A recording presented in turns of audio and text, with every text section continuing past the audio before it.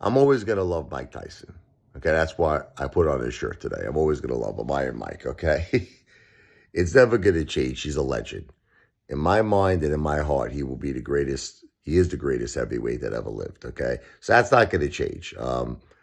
But I want to talk a little bit about when you're paying. See, luckily for me, I was a Netflix subscriber, so the fight was free. It's just part of my subscription. But there were people out there who paid an enormous amount of money to see that fight between Mike Tyson and Jake Paul. Now, the thing is that you have to understand something, okay? When people pay big money, they want something back for that money, They don't want to see Tyson holding back punches, not even throwing punches. They don't want to see Jake Paul holding back and dancing around. You know what I mean? They want to see a fight.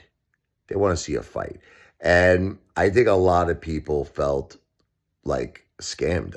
I hate to say that word. But I feel a lot of people feel scammed and robbed. Okay? I'll say it's alleged because that's just my opinion. But, a lot of people are like, can you imagine spending all that money and you get that piece of shit amateur? It would look more like a sparring session. It wasn't a fight. You know what I mean? People are like pissed off, man. And rightfully so. It's like, look, this is not just for boxing. This is for all entertainment, I heard there was this one event where I love Kiss, the band Kiss. Forget about it. Greatest rock and roll band in history.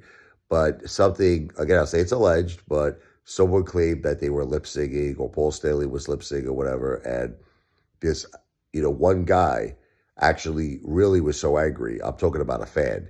He demanded his money back. And from what I've read, he got refunded.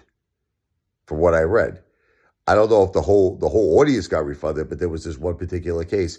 And I think that's what's happening with the Mike Tyson Jake Paul fight. You're going to start seeing people, I think, demanding for refunds. Again, I'll say it's alleged. I'll say it's subject to my opinion, but I wouldn't be surprised. People are pissed, man. People are pissed. They feel that whole thing was just like there's stuff on the internet. Again, I'll say it's alleged. Everything's alleged because I can't prove it, right? But they're saying that someone produced a script. Okay, that was like round 1, round 2, round 3, meaning like the whole thing was like scripted. It was like there was a predetermined outcome. It was all, worked out. I don't know.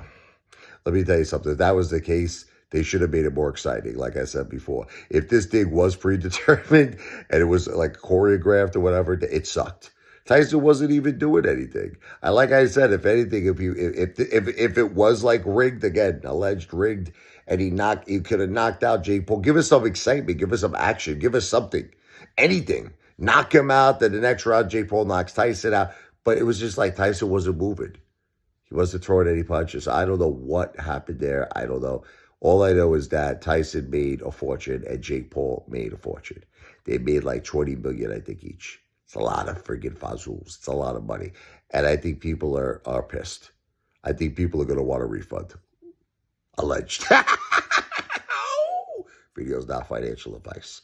I'm not a financial planner. But I am the greatest entertainer who's ever lived on planet Earth and the entire universe. Forget about it, my own. The one, the only Apefather in the house, baby. Wow! Oh!